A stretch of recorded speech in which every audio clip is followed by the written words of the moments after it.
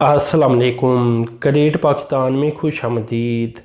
दोस्तों, वज़ीर आज़म की जानिब से ट्वीट करके बताया गया कि सितंबर के अंदर पाकिस्तान का जो आप कह सकते हैं कि ट्रेड सरप्लस है, ये 73 मिलियन डॉलर रहा। अब देखें दोस्तों, ऐसा कभी होता नहीं था पाकिस्तान के साथ। पाकिस्तान का ट्रेड सरप्लस में जाने की बजाय डेफिसिट में जाता था। अब ये छमाही का भी वज़ीर आज़म की जानिब से बताया गया है कि अगर जुलाई, सितंबर और अगस्त को देख लिया जाए, यानी जुलाई, अगस्त, सितंबर, ये 3 माह एक हाफ क्वार्टर, एक फ़र्स्ट क्वार्टर बन जाता है। किसी भी साल का पहला क्वार्टर बनता है। तो इसमें भी वज़ीर आज़म की जानिब से बताया गया है कि ओवरऑल जो ट्रेड सरप्लस रहा, ये 792 मिलियन डॉलर रहा। जबकि अगर पिछले साल कंपैरिजन के साथ कर लिया जाए, यानी 2018-19 के अंदर, तो ये 1400 मिलियन डॉलर से भी ज़ायद का डेफिसिट था। यानी अभी पिछले साल की भी बात की जाए तो पाकिस्तान डेफिसिट के अंदर ही था। इससे पिछले साल चले जाए, इससे पिछले साल चले जाए तो पाकिस्तान डेफिसिट के अंदर ही रहता था। लेकिन 2020 के अंदर पाकिस्तान मुसलसल देखा ये जा रहा है कि मुख्तलिफ ममालिक के साथ और ओवरऑल जो सरप्लस है ट्रेड का, वो जाता जा रहा है और करंट अकाउंट भी सरप्लस में जाता जा रहा है। अब ये दोस्तों काफ़ी अहम तरीन डेवलपमेंट है। इसमें सितंबर के अंदर वज़ीर आज़म की जानिब से ये भी बताया गया है कि जो एक्सपोर्ट है ये 29% तकरीबन बढ़ गई है, और जो आप कह सकते हैं कि पाकिस्तान की रेमिटेंसीज हैं ये 9%। अब दोस्तों, यहाँ मैं आपको कुछ चीज़ें समझाना चाहूँगा। देखिए, आपको पता है कि ओवरऑल कोविड-19 की वजह से भी और वैसे भी 2018 के बाद से पाकिस्तान की जो ग्रोथ है वो चली गई है नीचे। अब जब ग्रोथ नीचे चली गई है तो पाकिस्तान का इंपोर्ट बिल भी कम होता गया है, और यहाँ क्योंकि ग्रोथ नीचे जाने की वजह से नौकरियाँ नहीं पैदा हो पा रही, इकानमी नहीं जनरेट हो पा रही, जिसकी वजह से लोग आप कह सकते हैं कि अपनी मनी को होल्ड करना इन्होंने शुरू कर दिया था।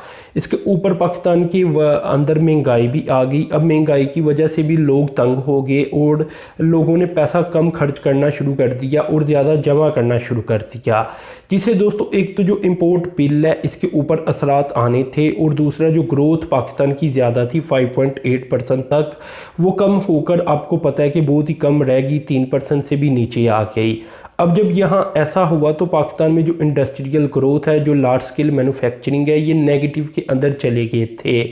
अब जब ये नेगेटिव के अंदर चले गए थे तो ये आपको पता है कि इन्वेस्टमेंट और ज़्यादातर जो पाकिस्तान में इंपोर्ट है वो यही हो रही है। अगर पिछले सी पैक की, जब से सी पैक आया तब से देख लिया जाए, सी पैक की वजह से पाकिस्तान में इंडस्ट्री को इंपोर्ट किया जा रहा है, पाकिस्तान में इसी तरह की चीज़ों को इंपोर्ट किया जा रहा है ताकि पाकिस्तान के अंदर इंडस्ट्री को बढ़ाया जा सके।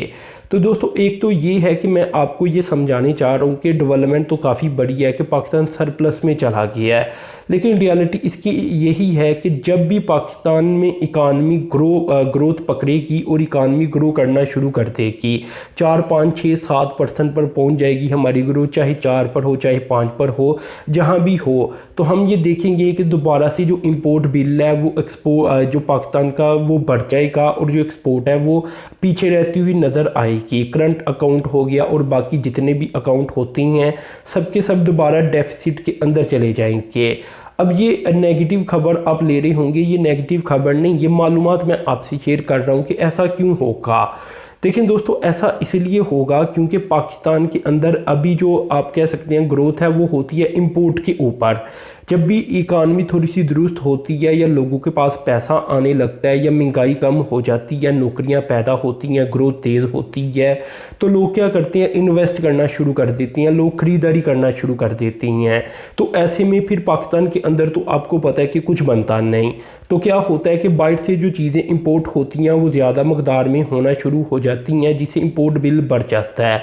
अब दोस्तों, यहाँ पाकिस्तान ने सी पैक के तहत यही सोचा था कि इंडस्ट्री लगाई जाएगी, और वही एक डेवलपमेंट मैं आपसे अभी शेयर करने जा रहा हूँ। अब देखें, जब पाकिस्तान के अंदर इंडस्ट्री लग जाएगी, पाकिस्तान के अंदर एक सस्ती प्रोडक्ट तैयार होगी, बड़ी प्रोडक्ट तैयार होगी, बहुत सारी ऐसी आइटम जो आज तक पाकिस्तान के अंदर नहीं बनती, जैसा कि मोबाइल फ़ोन, वो मैन्युफैक्चर होना शुरू हो जाएंगे। तो क्या होगा फ्यूचर के अंदर कि जो हमारी तरक्की होगी, जो हमारी जीडीपी ग्रोथ होगी, ये होगी इंडस्ट्रियल ग्रोथ। असल में ये हमारी प्रोडक्शन ग्रोथ हो जाएगी, हमारी जो अंदर ही मुल्क के अंदर चीज़ें प्रोड्यूस हो रही हैं, इन्हें एक्सपोर्ट करके हमारी ग्रोथ निकल आया करेगी। जब दोस्तों ऐसा होने लगेगा तो ऑटोमेटिकली फिर पाकिस्तान के अंदर जो सरप्लस का मसला रह जाता है, ट्रेड का हो या वैसे ही करंट अकाउंट का हो, तो वो हल हो जाएगा। अब ये मजनूई तरीका आप इसे कह सकते हैं, क्योंकि अभी तो सब कुछ नीचे बैठा हुआ नज़र आ रहा है, ना तो लार्ज स्केल मैन्युफैक्चरिंग पॉजिटिव के अंदर है, ना तो ग्रोथ आपको पता है कोई ज़्यादा है हमारी। तो इस वजह से ये डेवलपमेंट सामने आई हैं। लेकिन मैं बता इसलिए रहा हूँ कि बाद में फिर आप देखेंगे कि डेफिसिट पाकिस्तान का बढ़ेगा, और ये तब तक बढ़ता रहेगा जब तक पाकिस्तान के अंदर प्रोडक्शन नहीं होती चीज़ों की, और उस जो प्रोडक्शन होगी उसे हम एक्सपोर्ट नहीं कर पाएंगे। जब हम इन्हें एक्सपोर्ट करना शुरू कर देंगे तो फिर असल मसला पाकिस्तान का हल हो जाएगा। अब देखें दोस्तों, इसमें एक और डेवलपमेंट सामने आई है, इसी से रिलेट करती क्या है कि पाकिस्तान, जैसा कि मैं आपको पहले दिन से बता रहा हूँ कि अपना पहला डिजिटल सिटी बनाने जा रहा है हरीपुर के अंदर, जो आपको पता है कि पाक ऑस्ट्रेलिया फशोल इंस्टीट्यूट भी बनाया गया अप्लाइड साइंस का। इस पर भी मैंने एक डेडिकेटेड 1 से ज़ायद वीडियोज़ ही बनाई थी, तो उसमें भी मैंने आपको यही बताया था कि यही हरीपुर का इलाका असल में डिजिटल सिटी भी बनेगा। अब दोस्तों कोई 43,000 स्क्वायर मीटर का एरिया गवर्नमेंट की जानिब से कवर करवा दिया गया, इसकी फेंसिंग हो चुकी है हरीपुर के अंदर, और वहाँ अब डिजिटल सिटी बनाया जाने लगा। बाद में इसे मज़ीद बड़ा भी किया जाएगा, लेकिन अभी ये इनिशियल स्टेप ले लिया गया जिससे वहाँ इंशाल्लाह लाखों के अंदर जॉब्स भी पैदा होंगी। अब ये एरिया क्यों सिलेक्ट किया गया है? असल में जितनी भी डिजिटलाइजेशन है ये ज़्यादातर पाकिस्तान के इस्लामाबाद सिटी के अंदर है, और इस्लामाबाद और हरीपुर का कोई ज़्यादा फासला नहीं। बहुत सारे अदारे इस्लामाबाद के इर्द गिर्द ही काम करते हुए नज़र आती हैं, और ये हरीपुर के बड़े नज़दीक है, तो इसलिए इसे डिजिटल सिटी बनाया जाएगा, और इस इलाके को आप कह लें कि एक डिजिटल हब बना दिया जाएगा पाकिस्तान के अंदर।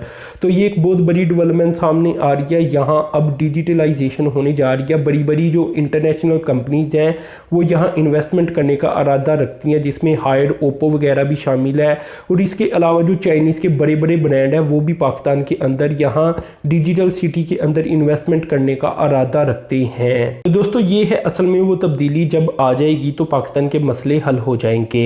पाकिस्तान एक डिजिटल पाकिस्तान बन जाएगा, पाकिस्तान एक आप कह सकते हैं कि इंडस्ट्रियल पाकिस्तान बन जाएगा।